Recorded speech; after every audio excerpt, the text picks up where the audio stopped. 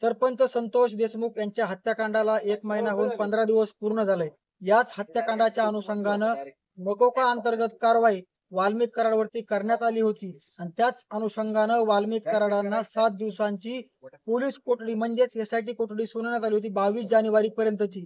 ती पोलीस कोठडी आज संपते आणि आज वाल्मिक कराडला व्हीसीद्वारे बीडच्या न्यायालयामध्ये प्रेझेंट करण्यात आलं होतं, जे की सुरेखा आर पाटील यांचं न्यायालय आहे। त्या न्यायालयासमोर त्या कोर्टासमोर वाल्मिक कराडला व्हीसीद्वारे कायदा व सुव्यवस्थेच्या अनुषंगानं हजर करण्यात आलं होतं।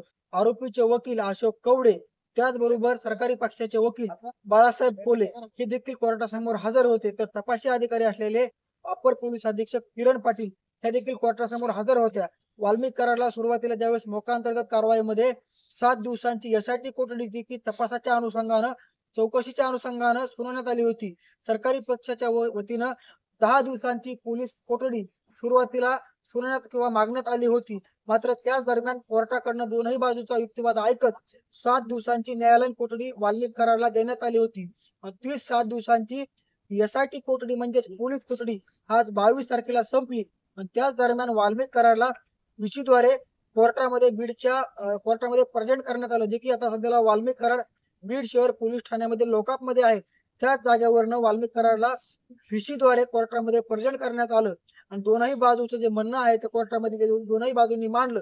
मात्र याच्यामध्ये कुठल्याही पद्धतीचा युक्तिवाद पाहायला मिळाला नाही, जो की तपासी अधिकारी असलेल्या किरण पाटील हे देखील तिथे उपस्थित होते। आपण बघू शकतो की सुरुवातीला 7 दिवसांच्या पोलीस कोठडीमध्ये जे की चौकशीच्या अनुषंगाने कोठडी देण्यात आली होती, कुठेतरी चौकशीची अंती चौकशी पूर्ण झाली आणि त्याच अनुषंगानं चौकशी संपल्यामुळे किंवा चौकशी पूर्ण झाल्यामुळे पुढे आम्हाला पोलीस कोठडी हवी आहे अशी मागणी न केल्यामुळे किंवा आम्हाला पोलीस कोठडी द्या असा कुठल्याही पद्धतीचा युक्तिवाद कोर्टामध्ये पाहायला मिळाला नाही।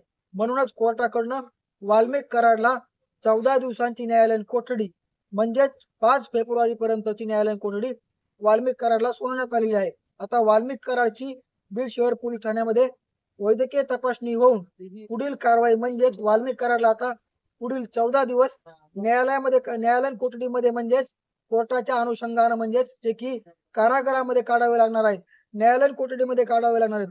पुढील 14 दिवस वाल्मिक कराडला 5 फेब्रुवारी पर्यंत आता कारागृहामध्ये ठेवण्यात येणार आहे। नक्कीच बीडच्या कारागृहामध्ये ठेवण्यात येते की आणखी कायदा व सुव्यवस्थेच्या अनुषंगानं बाहेर हलवलं जातंय हे देखील पाहणं महत्वाचं असणार आहे। ज्या अर्थी विष्णू चाटेला मकोका अंतर्गत कारवाईमध्ये आणि खंडणीच्या प्रकरणामध्ये न्यायालयीन कोठडी सुनावली होती, त्याला बीडच्या कारागृहामध्ये आणण्यात आलं। मात्र विष्णू चाटेने एक अर्ज केला होता की मला पुढच्या संपूर्ण प्रक्रियेमध्ये बीडच्या कारागृहामध्ये नका ठेवू किंवा बीडच्या कारागृहामध्ये ठेवू नये अशी विनंती करण्यात आली होती आणि त्याच अनुषंगानं विष्णू चाटेला लातूरच्या कारागृहामध्ये पाठवलं होतं। नक्कीच आता वाल्मिक कराडला देखील तसं केलं जाते का हे देखील पाहणं महत्वाचं असणार आहे। तर दुसरीकडे अॅट्रॉसिटीच्या प्रकरणामध्ये देखील वाल्मिक कराडला ताब्यात घेतलं जाऊ शकते अशी देखील दाट शक्यता वर्तवली होती। नक्कीच येणाऱ्या काळामध्ये काय घडतंय हे देखील आम्ही तुमच्यापर्यंत पोहोचवत राहू। मुंबई तक योगेश काशीद, बीड। योगेश